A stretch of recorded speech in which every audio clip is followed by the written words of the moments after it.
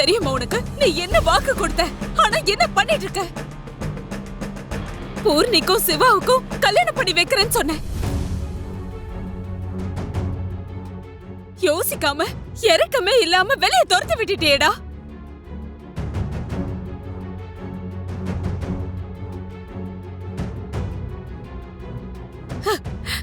என் புள்ள ராமர் மாதிரி கொடுத்த வாக்க மீற மாட்டான்னு ஒரு தாயா இவ்வளவு வருஷமா நான் உன்னை நம்பிட்டு இருந்தேனேடா. என் நம்பிக்கையே ஒண்ணும் இல்லாம பண்ணிட்ட. சிவா அப்படி என்ன தப்பு பண்ணான்னு நீ அவனை வெளியில துரத்து விட்ட? சொல்லுடா, சொல்லு.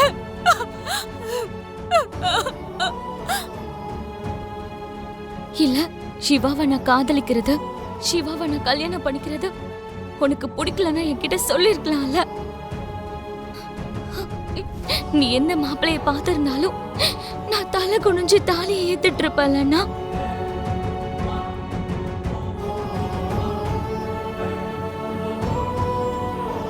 நீ கிழிச்ச கோட்டை நான் இது வரைக்கும் தாண்டினதில்ல. சிவா உன்னை இதே வீட்டுல செட்டில் ஆயிடலான்னு சொல்லி என் பின்னாடி வரலன்னா நான் தான் சிவாவை முதல்ல காதலிக்க ஆரம்பிச்சேன்.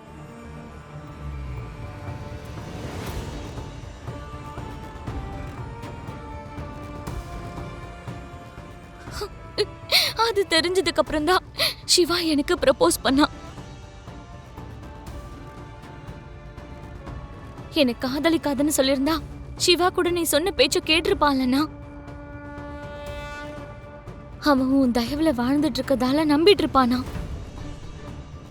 அப்படிப்பட்ட சிவாவை கொஞ்சம் கூட புரிஞ்சுக்காம இப்படி அநியாயமா துரத்த விட்டுட்டியா?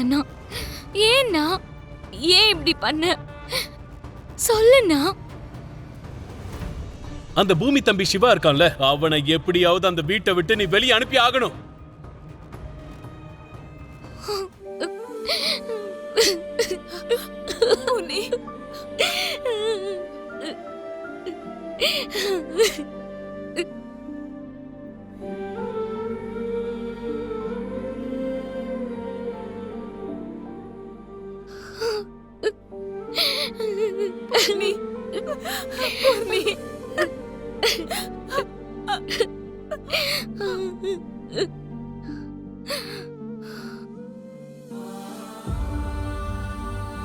கொஞ்சம் கூட அசையாம புடிச்சு வச்ச பிள்ளையார் மாதிரி இப்படி நின்னுட்டு இருந்தா அத நாங்க என்ன எடுத்துக்கிறது? பேசுடா, வாயை திறந்து பேசு. உன் மேல சுமத்தின குற்றத்தை பூமி அவதான் செஞ்சேன்னு ஒத்துக்கிட்டா. உனக்கு பதிலா அவ போய் ஜெயில உட்கார்ந்துட்டு இருக்கா.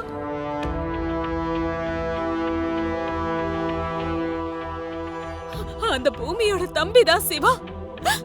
சிவாவை அனுப்புறதுக்கு முன்னாடி இந்த விஷயம் கூட உனக்கு ஞாபகம் வரல? சொல்லுடா, சொல்லு.